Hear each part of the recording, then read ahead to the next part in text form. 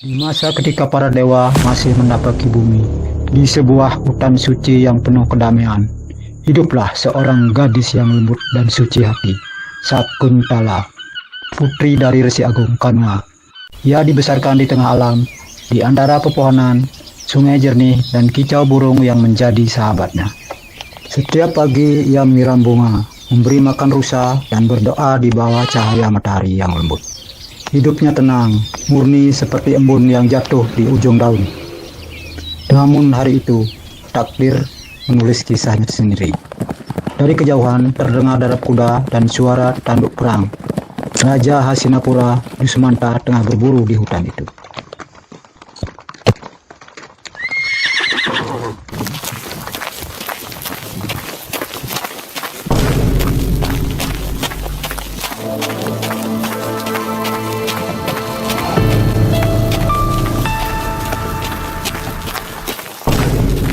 Ia mengejar seekor rusa yang seakan-akan menuntunnya menuju tempat Sakuntala berada. Dan di saat pandangan mereka bertemu, waktu seolah berhenti. Keduanya saling pandang, dan di dalam tatapan itu cinta mulai bersemi, tanpa kata, tanpa rencana. Siapakah engkau, wahai gadis suci? Kecantikanmu membuat hutan ini seakan bersinar. Aku Sakuntala, putri asrama ini, Tuan. Selamat datang di tempat suci kami. Hari-hari berlalu, Dusmanta sering kembali ke hutan itu.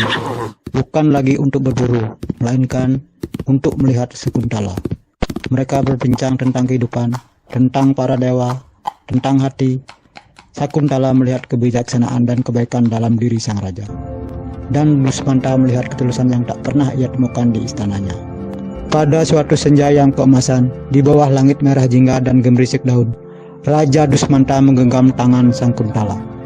Sakuntala, takdir telah mempertemukan kita. Izinkan aku menjadikanmu permaisuriku.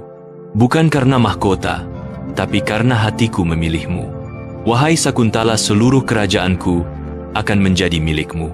Maukah engkau menikah denganku sekarang juga dengan upacara Gandarwa Wiwaha? Jika itu kehendak para dewa, dan itu dibenarkan oleh agama, aku bersedia.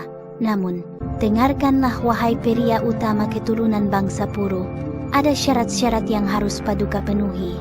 Berjanjilah bahwa kelak anak laki-laki yang akan hamba lahirkan hendaknya menjadi ahli waris kerajaan Paduka.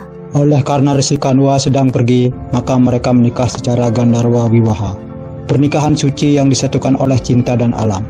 Tanpa upacara, tanpa saksi, hanya langit dan bumi yang menyaksikan ikrar mereka.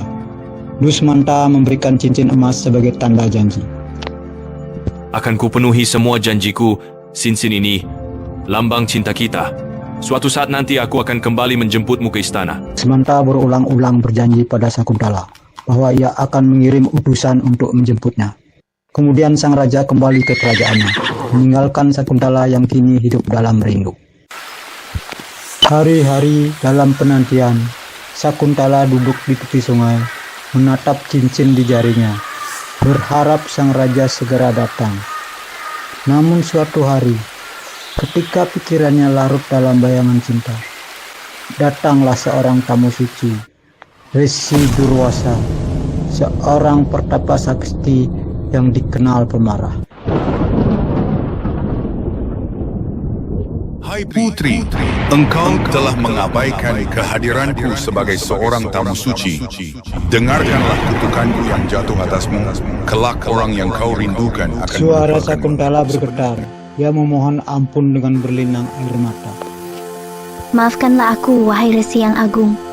Aku tidak bermaksud mengabaikanmu. Melihat ketulusannya, Resi Duryasa melunakkan kutukan. Baiklah putri mengingat ketulusanmu. Aku memang tidak bisa membatalkan kutukanku, namun aku hanya bisa meringankan. Kutukanku akan sirna bila kenangan tanda cintanya kembali ditemukan. Beberapa bulan kemudian, Sakuntala mengandung. Sakuntala menunggu Resi Kanwa dari pertapaannya. Ia ingin memohon maaf dengan apa yang telah dilakukannya. Namun ternyata dengan kesaktiannya, beliau sudah mengetahui semua yang telah terjadi. Resi Kanwa tidak marah dengan apa yang telah terjadi. Beliau tahu ini merupakan takdir. Bahkan beliau memberi restu, kelak keturunannya akan menjadi raja yang besar. Atas restu dari Resi Kanwa, Sakuntala memutuskan untuk pergi ke istana, menemui sang raja seperti janjinya dahulu. Di perjalanan ia menyeberangi sungai dengan perahu sederhana, tapi nasib berbicara lain. Cincin emas itu tergelincir dari jarinya, jatuh ke sungai dan ditelan seekor ikan. Tanpa ia sadari, kutukan Duryasa pun menjadi nyata. Ketika tiba di istana, Dusmanta yang dulu penuh cinta kini tak mengenalinya. Wahai Raja, apakah engkau tak mengenalku? Akulah Sakuntala yang pernah kau janjikan cinta abadi. Apakah engkau lupa akan janji-janjimu? Gadis suci, jangan menuduh raja dengan kisah tanpa bukti. Aku tidak mengenalmu. Kata-kata itu terasa menusuk dadanya lebih dalam dari pedang. Dengan hati hancur, Sakuntala meninggalkan istana menuju hutan sunyi. Sakuntala sangat sedih, kecewa karena sang Prabu tidak menepati janjinya. Waktu berlalu, di sebuah desa kecil, seorang nelayan menangkap seekor ikan besar. Ketika ia membelahnya, ia menemukan cincin emas dengan lambang kerajaan Hastinapura. Cincin itu dikembalikan ke istana, dan ketika Dusmanta melihatnya, semua kenangan kembali seperti gelombang yang menyerupi pikirannya.